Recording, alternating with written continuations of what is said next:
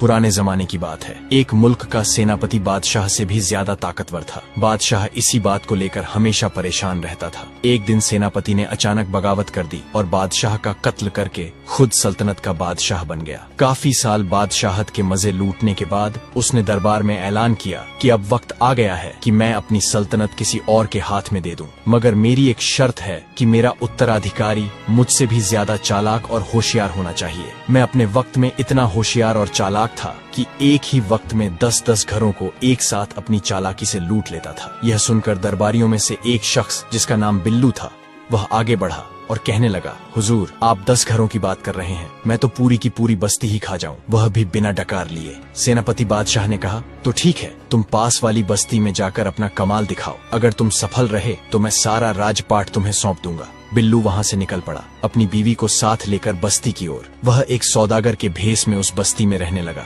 बस्ती में सब लोग उसे बिल्लू सौदागर के नाम से जानने लगे। बिल्लू ने सबसे पहले उस रात को एक गधा चोरी किया और सुबह होते ही उसे बेचने के लिए करीब के बाजार ले गया। बाजार जाने से पहले उसने गधे के मुंह में अशर्फियां ठूंस दी और गधे का मुंह अच्छी तरह कपड़े से बांध दिया। वह बाजार की भीड़ वाली जगह पर खड़े होकर गधे के मुंह से कपड़ा हटाने लगा। जैसे ही कपड़ा हटा, गधे के मुंह से खन खन करती अशर्फियां गिरने लगी। खन खन की आवाज सुनकर लोग उसकी तरफ देखने लगे और हैरान होकर आपस में बातचीत करने लगे कि क्या खूब गधा है, मुंह से अशर्फियां निकल रही हैं और वह भी सोने की। आखिर बेसब्र होकर लोगों ने बिल्लू से पूछा, यह क्या माजरा है? बिल्लू ने कहा, यह एक अजीबो गरीब गधा है। जब भी मैं उदास होता हूँ तो दिन में एक बार इसके मुंह से अशर्फियां निकलती हैं। मेरे घर में तो अब इतनी भी जगह नहीं है कि जहाँ मैं अशर्फियां रख सकूं, इसलिए मैं इससे बहुत तंग आ चुका हूँ, जिस वजह से मैं इसे बेचने के लिए बाजार ले आया हूँ। मैं चाहता हूँ कि कोई ऐसा व्यक्ति इसे खरीदे जो इसका ख्याल रख सके। लोगों ने गधे के मुंह से अशर्फियां गिरती देख ली थी और बाकी का किस्सा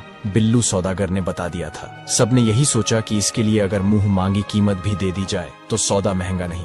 अब लोग इस गधे को खरीदने के लिए बोलियां लगाने लगे। आखिरकार एक बनिए ने गधे को 10,000 सोने की अशर्फियां देकर खरीद लिया। बिल्लू सौदागर ने 10,000 अशर्फियां बनिए से ली और जमीन पर पड़ी अशर्फियां उठाकर घर चला आया। दूसरी तरफ बनिया गधा लेकर अपने घर की तरफ चला गया। सब लोग तमाशा देखने के लिए बनिए के पीछे पीछे उसके घर पहुंच गए। बनिए ने कहा, भाइयों, चलो अब गधे के मुंह से अशर्फियां निकालते हैं। बनिया और बाकी लोग उदास शक्ल बनाकर गधे के सामने बैठ गए। काफी देर इंतजार करने के बाद जब अशर्फियां गधे के मुंह से ना निकली तो वे परेशान हो गए। इस दौरान एक अक्लमंद शख्स वहां से गुजरा। उसने जब देखा कि इतने सारे लोग परेशान बैठे हैं तो उनसे पूछा, क्या माजरा है? बनिए ने उसे सारी बात कह सुनाई। उस अक्लमंद आदमी ने बनिए को बताया, तुम्हारे साथ धोखा हुआ है।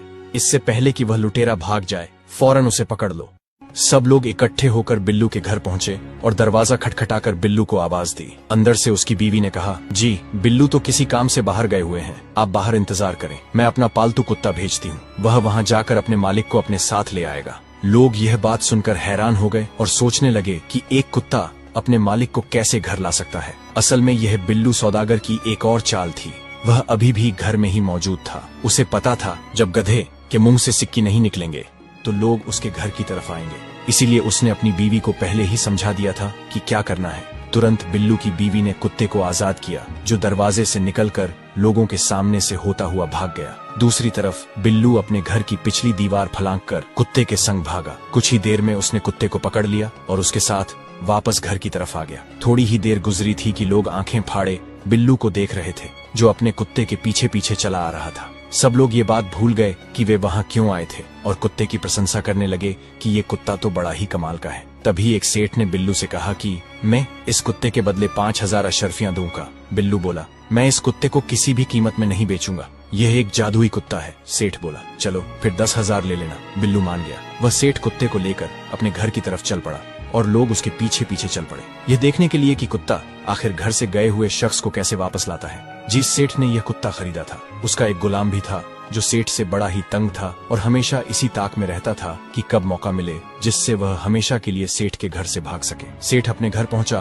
तो उसने अपने गुलाम से कहा, तुम जरा साथ वाली बस्ती में जाओ और वहां से चावल के दाम पूछ कर आओ। गुलाम खुशी खुशी चला गया। जैसे ही गुलाम घर से निकला, सेठ ने कुत्ते को पीछे से भेज दिया।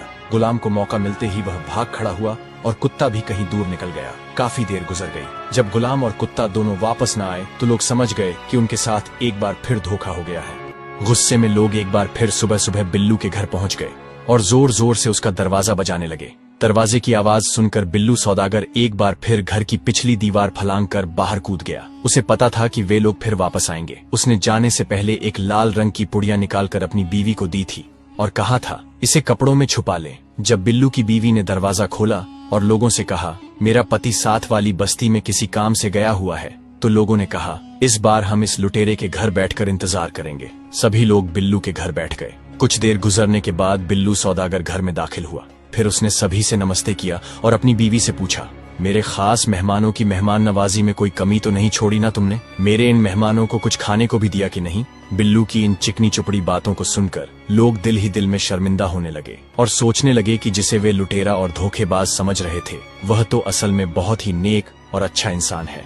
बिल्लू की बीवी ने इनकार में सिर हिलाते हुए कहा, इन फजूल और बेकार लोगों को कौन मेहमान बनाता है? मैं तो इन्हें पानी तक भी न पूछूं और तुम खाने की बात कर रहे हो। ये सुनकर बिल्लू गुस्से से लाल पीला हो गया और जेब से खंजर निकालकर बीवी के पेट में घोंप दिया। बिल्लू की बीवी वहीं मर गई। यह देखकर वहां बैठे लोग बिल्लू पर चिल्लाने लगे और कहने लगे, तुमने इतनी सी बात पर अपनी बीवी को जान से मार दिया। बिल्लू सौदागर ने कहा, आप लोग फिक्र न करें, यह तो हमारा रोज का है। मैं अक्सर गुस्से में आकर अपनी बीवी को जान से मार देता हूँ और दोबारा उस बीन की मदद से उसे जिंदा भी कर देता हूँ।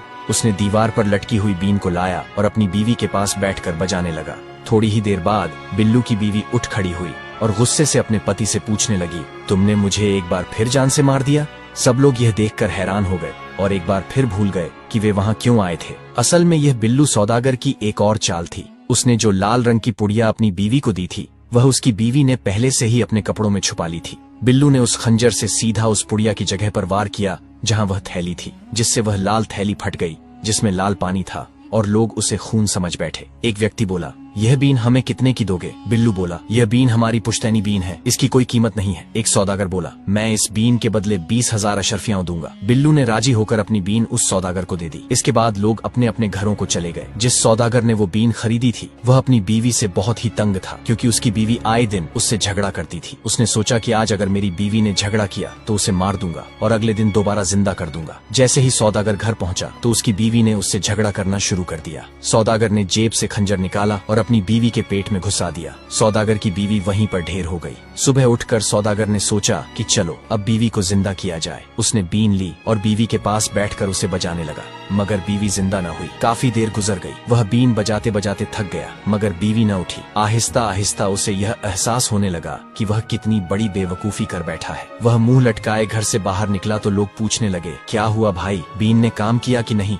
सौदागर ने अपनी सारी बातें उन्हें कह सुनाई और बोला, उस लुटेरे की वजह से मेरी पत्नी मर गई। इस बार लोग बहुत गुस्से में थे। उन्होंने कहा, अब की बार हम कुछ भी देखे सुने बिना इस लुटेरे बिल्लू को एक बोरी में बांधकर समुंदर में फेंक देंगे। एक बार फिर सब लोग इकट्ठा होकर बिल्लू के घर पहुंचे और इस बार उसे भागने का मौका नहीं दिया। लोगों ने उसके हाथ पांव बांधकर उसे एक बड़ी सी बोरी में डाल दिया और समुंदर की ओर चल पड़े। समुंदर वहां से काफी दूर था। वे सब लोग बारी बारी बोरी में बंद बिल्लू को उठाते रहे और थक गए। अभी समुंदर कुछ ही दूरी पर था कि उन्होंने सोचा कुछ देर रुककर आराम कर लिया जाए। वे सब एक पेड़ के नीचे लेट गए। थकान की वजह से थोड़ी ही देर में सब लोग गहरी नींद में सो गए। बोरी में बंधा बिल्लू भूख और प्यास से बेहाल होकर चीखने चिल्लाने लगा, मगर उनमें से कोई नहीं जागा। इसी दौरान एक चरवाहा अपनी 100 भेड़ों के साथ वहां से गुजरा। उसने देखा कि कुछ लोग पेड़ के नीचे गहरी नींद में सो रहे हैं और उनके पास रखी बोरी में कोई शख्स चिल्ला रहा है। चरवाहे ने अपनी भेड़ों को एक तरफ चरने के लिए छोड़ दिया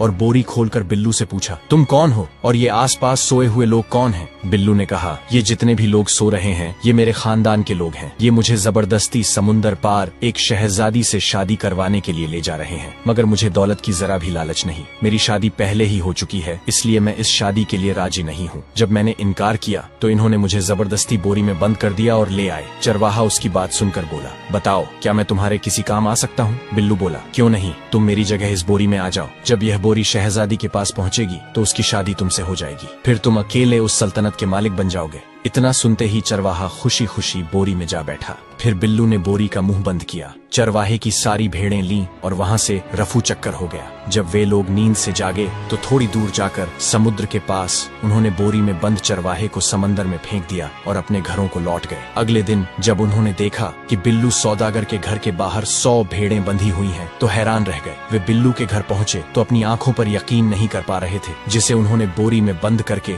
समंदर के हवाले कर दिया था। वह न केवल सही सलामत था बल्कि अपनी बीवी के साथ हंस हंस कर गप्पे भी लगा रहा था। उन्होंने बिल्लू से पूछा, हमने तो तुम्हें समंदर में फेंक दिया था, मगर तुम तो सही सलामत घर में हो और ऊपर से 100 भेड़ें भी ले आए हो। आखिर ये माजरा क्या है? बिल्लू बोला, जब तुम लोगों ने मुझे समंदर में फेंका तो एक जलपरी ने मुझे बचा लिया। वह मुझे देखते ही मुझ पर फिदा हो गई और अपने साथ समंदर के नीचे महल में ले गई। उसने मुझसे शादी की कहा तो मैंने यह कहकर इनकार कर दिया कि मैं तो पहले से ही शादीशुदा हूँ और अपने घर वापस जाना चाहता हूँ। तब उस जलपरी ने मुझे वापस आने की इजाजत दे दी और मुझे 100 भेड़ों का तोहफा देते हुए उसने मुझसे यह कहा कि जो कोई भी यहाँ जलपरियों से शादी करना चाहता है और यहाँ जिंदगी बिताना चाहता है उसे यहाँ बोरी में बांध कर ले आना। यकीन मानो जो भी हमसे शादी करेगा उसकी जिंदगी ऐश में गुजरेगी। ये बात सुनकर वहाँ मौजूद हर शख्स कहने लगा, मैं वहाँ जाना चाहता हूँ। बिल्लू ने कहा, तुम लोग बहुत थोड़े हो, अगर इस बस्ती के सब अपराधी भी वहाँ चले जाएं तो भी कम है। उन्होंने कहा, कल हम सब लोग बस्ती के हर व्यक्ति को जाने पर राजी कर लेंगे। बिल्लू सौदागर ने कहा, ठीक है, कल सुबह के समय हर कोई एक बोरी और एक रस्सी लेकर समंदर के पास पहुँच जाए और वहाँ पहुँचकर हर शख्स एक दूसरे को बोरी में बंद करने में मदद करे। अगले रोज सबने ऐसा ही किया।